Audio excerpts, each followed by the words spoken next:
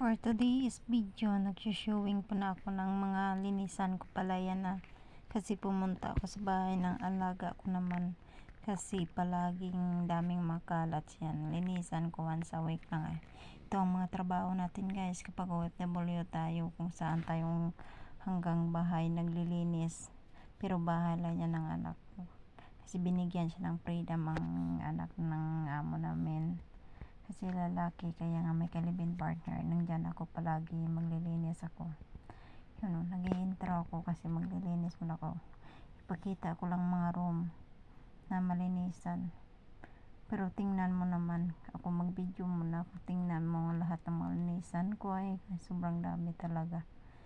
Ay, sabi ko kasi wala ako kasing katulong maglilinis. Mag-isa lang ako doon.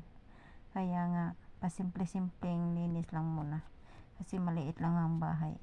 Tapos nagkwentuhan ako kasi nakikita ko kanina yung lalaki tumabi sa akin, tumitingin. Nakikidlat-kidlat din siya sa akin. Wala akong pinapansin. Kaya nga nagchichika ako. Kung bahala kayo dyan.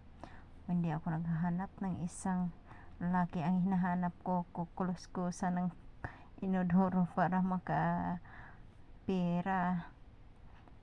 Diba? Yan ang kwarto. Tapos, yan o. Tingnan mo, sobrang kalat kahit hindi natutupi yung mga higaan nila. Ay, naku, mga pasaway kasi yung mga alaga ko kahit matanda na sila, hindi yan makaayos-ayos na higaan nila. Pero hindi ko lang sige ginlapit sa kasipe. Sobrang messy talaga ang mga room nila. Hindi ko alam kung paano kung mampisahan maglinis. May sa ilalim, may sa itaas. Yan, umuwi na ako guys kasi tapos na ako naglinis. Pumunta na ako sa labas kasi may dadaan muna ako sa bahay ni Lula pa eh. Yan, kasi nagutom na ako guys sa sobrang linis isang araw. Kumain muna ako ng merinda ko ng tinapay kag soft drinks para may laman ang tiyan. Para may pangbirada naman tayo maglilinis eh. Kasi maglilinis na naman ako. Dami pa kong mga gawain pagkatapos kong kumain files na naman, gagawin mo naman ang mga files. Sabi ko, hindi ako nag-aral para mag-opisina, tapos ganito naman ang ginagawa ko. Ay, sabi ko sa amo ko, ano ba yun? Lahat ng mga files pinabigay niya sa akin guys.